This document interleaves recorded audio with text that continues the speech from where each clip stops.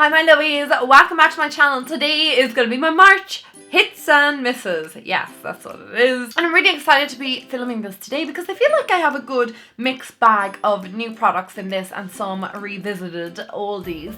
So I just thought that this would be exciting for you guys to watch. I'm also going to throw in 2 misses at the end. I'd say about 7 misses this month, but I'm going to compile them along with other products into a products I regret buying or products that didn't work for me video, because I think that would be a little bit more informative. So for today, I'm going to start with my favorites and then we'll head on into the 2 misses that I have, and then yeah, we'll wrap it all up.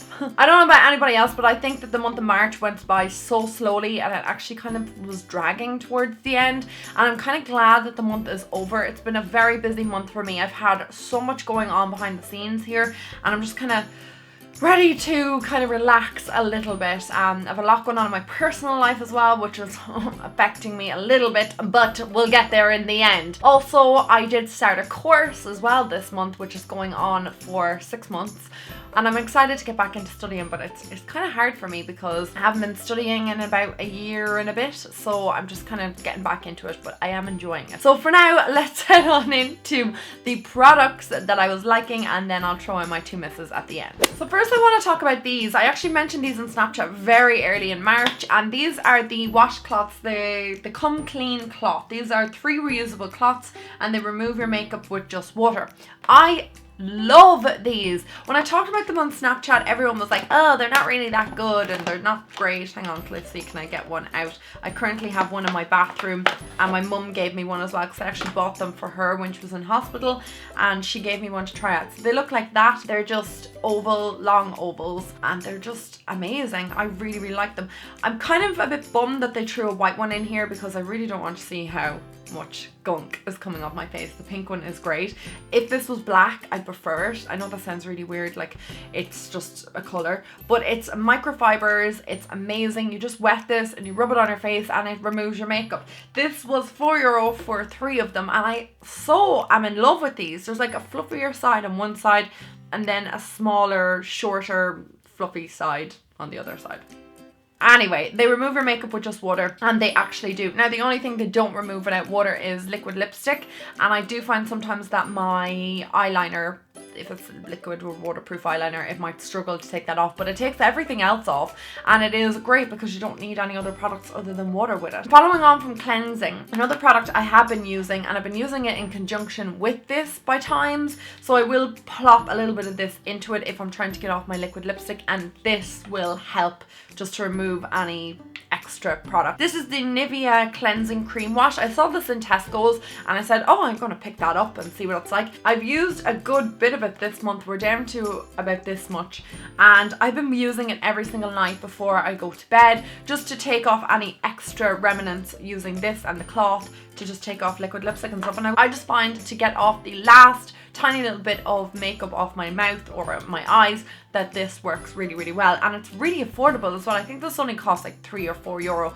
and I picked it up in my local Tesco's, and they have a whole new range from Nivea in there, which is really exciting. The next product is my Marc Jacobs Remarkable. So this is not a new discovery for me. I discovered this last year and I did a first impressions on it and I really enjoyed it, and I kind of forgot about it because there was more foundations coming out and I was trying other things, but I have revisited it recently and I am loving it again.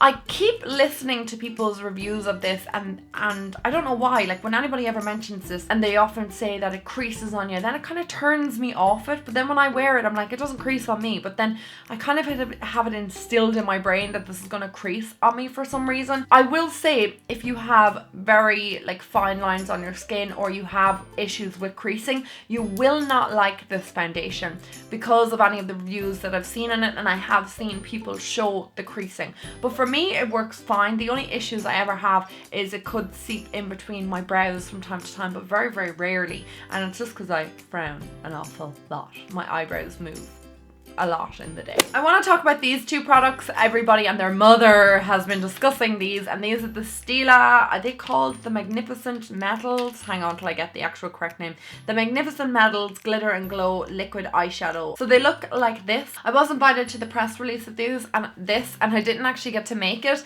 So I picked these up myself, and I thought that they were very nice because I'd heard everybody talking about them. I got the colour Kitten Karma, I think it's called. Yeah, Kitten Karma. And the other one I got was Diamond Dust, because I kind of wanted a silvery and then I wanted a more gold one. I prefer Kitten Karma out of the two, but that's just because I'm a more warm toned person. That's Kitten Karma and that's Diamond Dust. They are amazing, and you put these onto your eyes, they're just like liquid gold on your eyes. They're absolutely, or liquid silver.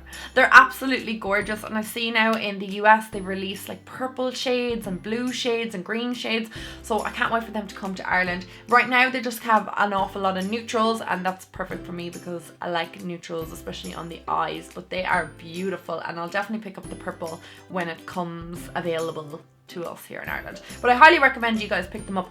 I bought them off Feel Unique, I think it was. I will link down where I bought them below. That was the cheapest place that I could find them. I think they were €24 on that, whereas everywhere in Ireland I think they're like 31 or €2. So if you can get them on Feel Unique, that's where I picked up mine. You'll be saving yourself some moolah. I'm gonna go on to a beauty tool this month, and I picked up this L'Oreal sponge, and I got it for free when you buy, I think it was 2 or 3 products from L'Oreal, I can't quite remember, but I did buy the new Infallible foundation, and I bloody hated that foundation. But this sponge I really did enjoy, and I've heard an awful lot of mixed reviews in it. I thought it was amazing. Once you apply water in this and it expands, I feel like this doesn't soak up as much product as my beauty blender. It's not as, you know, it's not going to replace my beauty blender, but I think for an affordable option it's amazing. I used to always like the Real Techniques complexion sponge, but I feel like this one is just a little bit better. I'm going to talk about another foundation, and I don't know if my review of this foundation is up yet, but if not, it will be coming soon, and if it is, I will link it down below.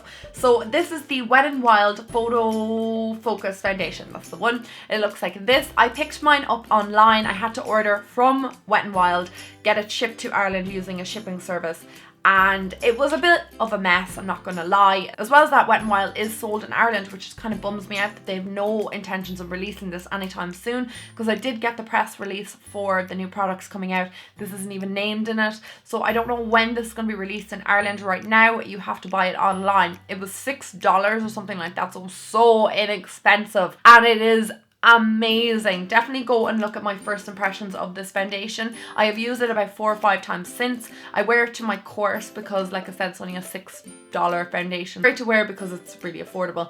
Obviously it's not the easiest to get hold of, but I'm really hoping that Ireland does get this soon, as well as the liquid lipsticks and the concealer and the powder. You guys must think I'm going crazy for foundations in the month of March. I think I probably was a little bit, but the next thing I want to talk about is the Photo Bomb. This is their, what is this called? Their powder foundation, that's what it is. But I've been using it as setting powder. I'm in the colour medium, I think. This is what it looks like. So it's just a powder foundation. I do not find this to be too full coverage and doesn't add like cakiness or anything to the skin. So I usually set my face with it and it looks amazing.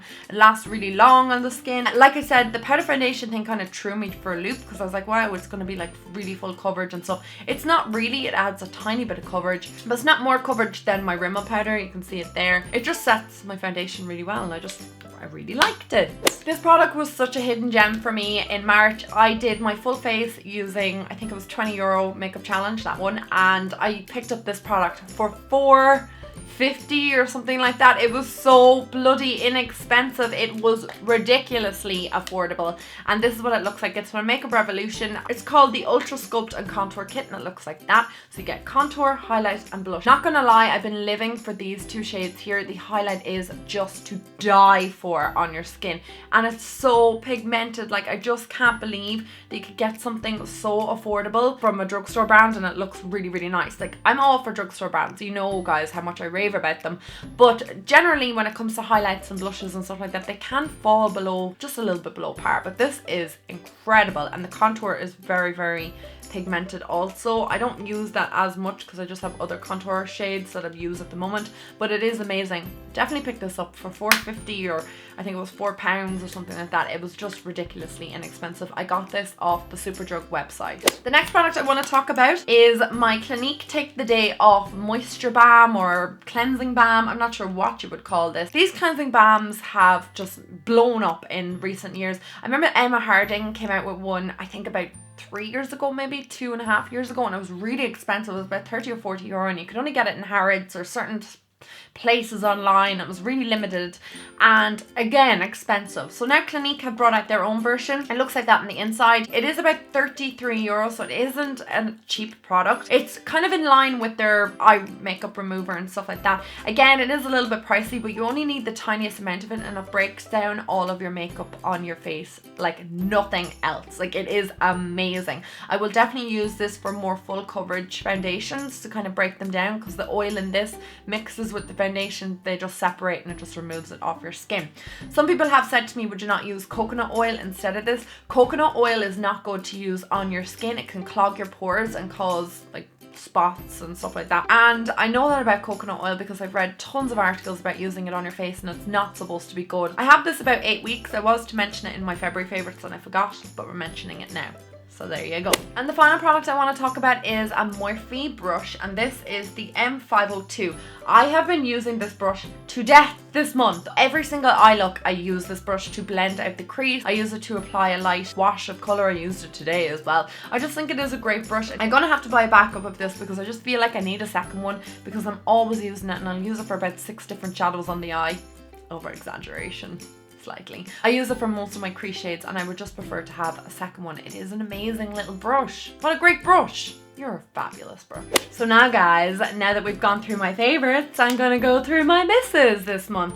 And I'm gonna start off with a product I kind of gave a sneak peek to, or kind of a sneak mention, and it's the Infallible Total Cover Foundation from L'Oreal. I tried this out in the first impressions, I think at the end of February, and I just did not like it on my skin. Throughout the day, it started to kind of cake and look oily and just not look good. And even my friend, I was out with my friend and she was like, your foundation does not look good. Like, it just looks really heavy. And then I went and looked in the bathroom mirror and I was like, whoa, your foundation is not hot, girl. This just didn't suit my skin. I don't know why. I'm not a fan. Not a fan at all. Another product I picked up from L'Oreal, and I was so disappointed in this, is their Brow Artiste Expert.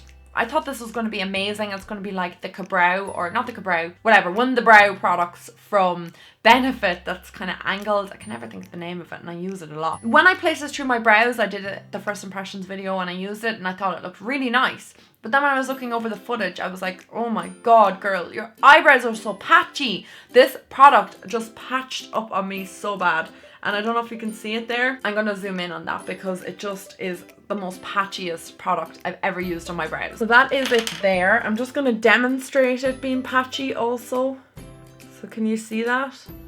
And when you build it up, it kind of just gets bally, and oh my god, it looked awful in my eyebrows. You guys know I'm not amazing at eyebrows as it is. The last thing I want is a product to work against me, and that's what this was doing, and it was just patchy and just didn't look good on my eyebrows at all. And you guys even said it in that video that this product looked awful. It's so chunky as well, and it's not good. It's a hot mess in my brows. It was only about €8, so I wasn't too upset at the price, but for me, it just was a bit of a dud. And the final product I want to talk about this month was probably the biggest disappointment for me ever, and it is the Armani Luminous Silk. I bought this after everybody raved about it. An awful lot of the Irish girls here love it and have said that it works great on their skin, so I was like, okay, I'm gonna try it. When I was in the airport in January, I picked it up because it was like discounted hugely, because obviously, you know, like duty free and stuff like that. I don't know how much this was when I bought it, but I think it was around €40 maybe, or 38, something like that. It wasn't crazy when it comes to like high-end foundations. It was kind of normal. I know to buy this in Brown Thomas it's about €65, and to me it is the crappiest foundation. I would wear this foundation over that one any day because it was just junk. My face did not like it at all. All my oils were coming through. I looked greasy, I looked oily. It was too much on my skin. The color oxidized loads on me as well, and it just did not look good. And like I said, the same thing with the L'Oreal Infallible. It just didn't suit my skin. I mean, you know, different strokes for different folks and all that jazz. These foundations just didn't work for me, but I was so disappointed in this because of the price. I tried this once in February and didn't like it, and then tried it twice in March and hated it, and I'm never going to use this. So I'm going to ask my sister maybe if she would like to try it. She doesn't have as oily skin as I do, or maybe like one of my friends who don't and maybe have drier skin or something might benefit from this, but for me it was just a waste of money and just not good for my skin at all. Okay guys, that wraps up my March hits and misses. I hope you guys enjoyed this video. I loved making it for you as always. If you did enjoy it, please give it a thumbs up. Let me know what your biggest hit this month was and your biggest miss this month. I love reading them in the comment section. So thank you so much guys for watching, and I will talk to you in my next video very, very soon. Mwah! Bye!